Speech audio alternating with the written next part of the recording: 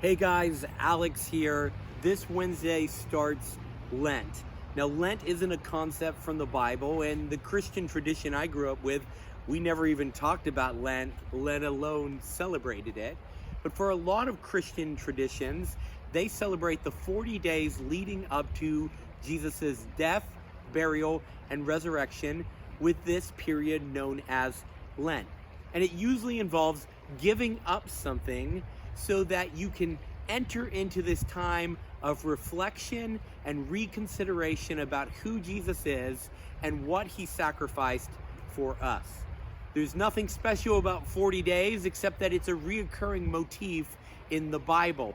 Many times there's these periods of 40 days that are mentioned in the grand narrative of the Bible, this cohesive story that tells us about Jesus.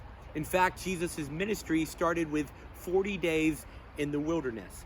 And Lent is usually a time where you choose to give up something. You say no to something good for 40 days in anticipation of using this willful choice to go without in order to enter into a deeper spiritual awareness.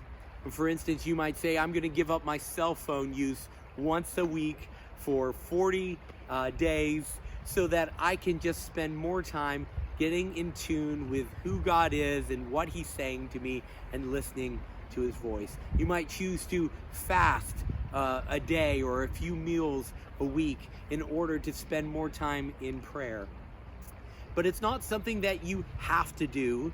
It's not something that's commanded of us, but it can be something that's very beneficial to us as we pursue living and loving like Jesus. Even though Lent isn't commanded anywhere in Scripture or taught, it very much embraces the principles, the spiritual disciplines of Jesus that we know, such as simplicity, saying no to some things so you can say yes to the best things.